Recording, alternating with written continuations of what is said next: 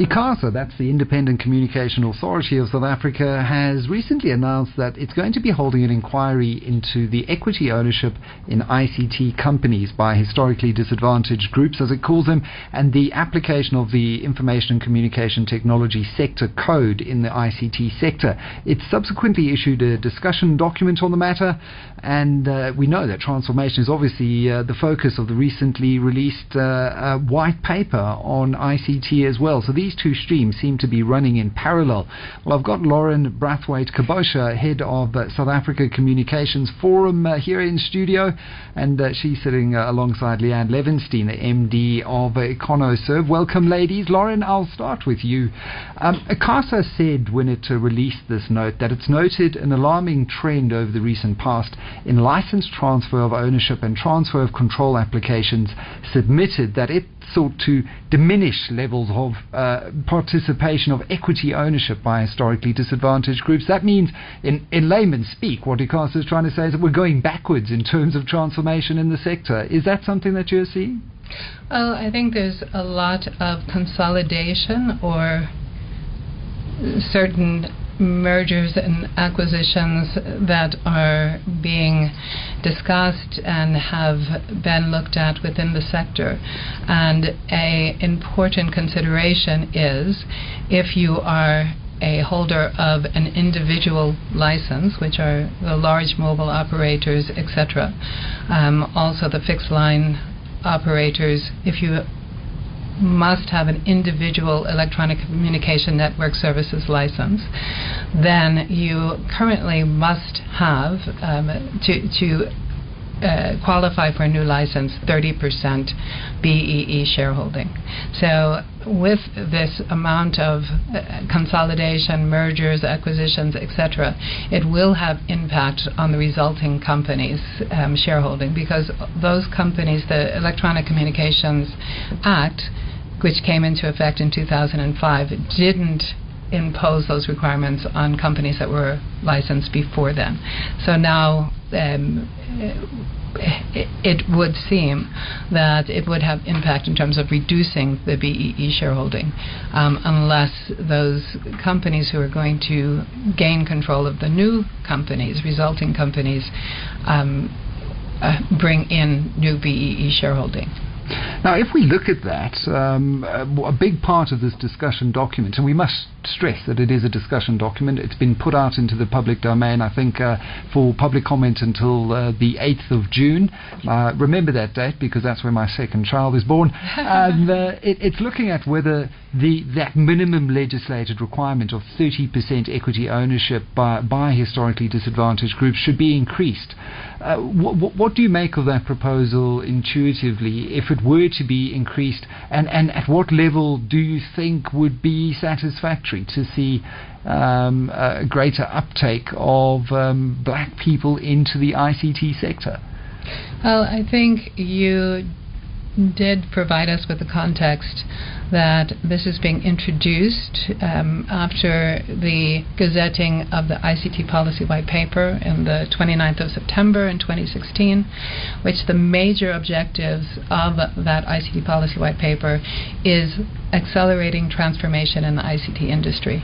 The Minister has mentioned publicly, in terms of engagements that he's held with the industry, and there's been a number of engagements he's held with the major stakeholders in the ICT sector, that one of the driving impetuses for the ICT policy white paper is to accelerate transformation, not seeing significant transformation in the industry to date.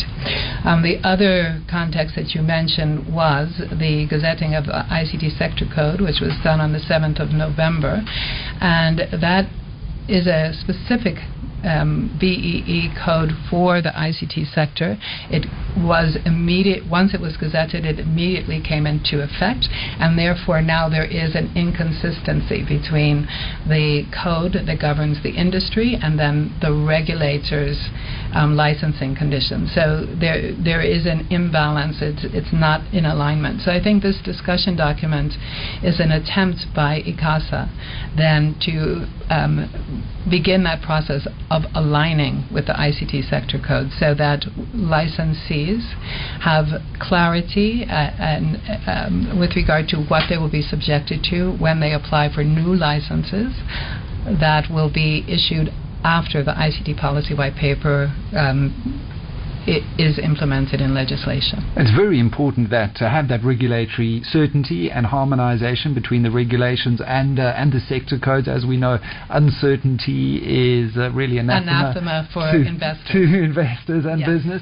Lianne, when we look at those sector codes, they have been around, as Loren said, since November last year. So the industry in the sector has had some time to grapple with them. How have they changed, and how are they different from the generic codes that are out there?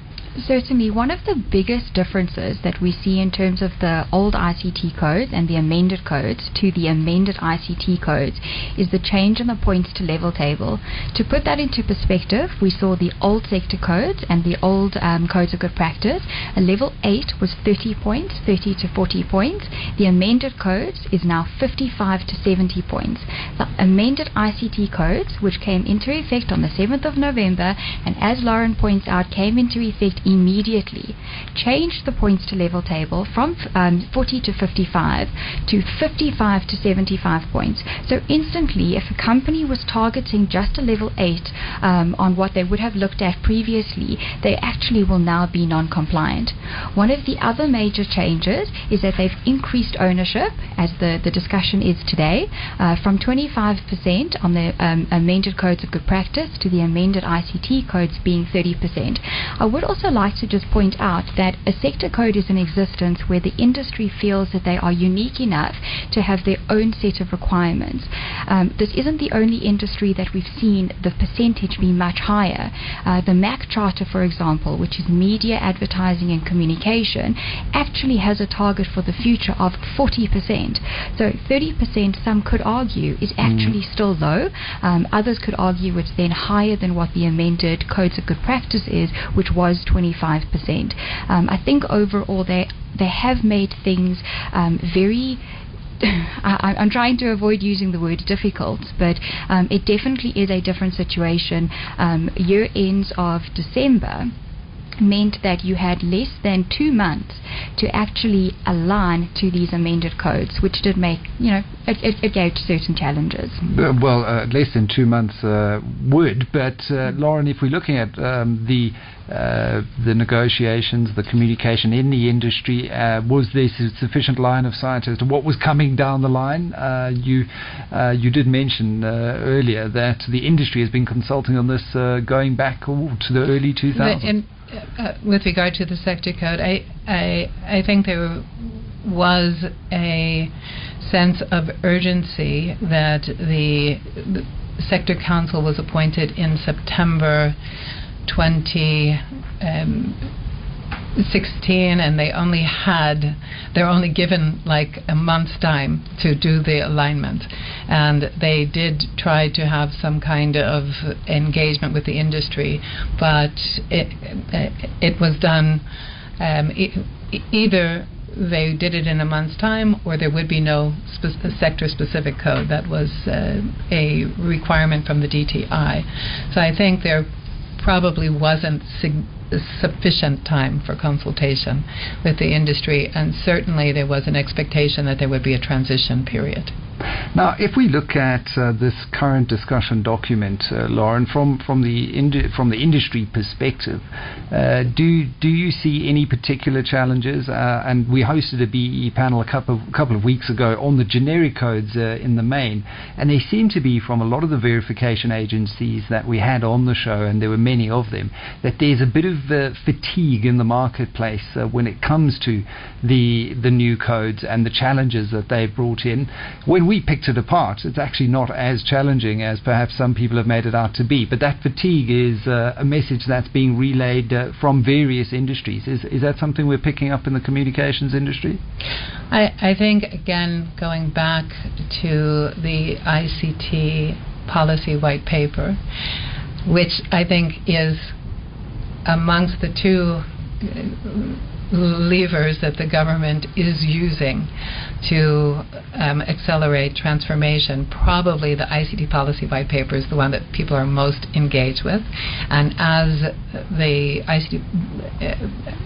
the models of implementation of the ICT policy white paper are settled, it will have impact in terms of the sector code. But I think people are really seized with the ICT policy white paper and what it means, because that will then filter through in terms of how aligned that is with the requirements under the codes. So with regard to the ICT policy white paper, you might be aware that there is a requirement that spectrum, which is the lifeblood of mobile operators, under the current white paper would not be given to any of the current operators, but instead would be going to a wholesale open access network operator. A WOAN, as it's been called. which is majority owned by black companies.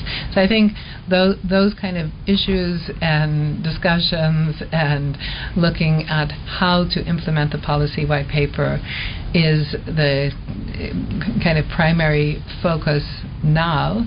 And in terms of the codes, it will follow once we are very clear how the white paper will be implemented. A case of the white paper certainly not wagging the dog, being the dog in this case, and we'll wait to see how the sector codes and the regulations then follow and fall in line. Unfortunately, that's all the time we have for. It's a very complex conversation, very nuanced conversation that I fear 10 minutes isn't enough time to do justice to.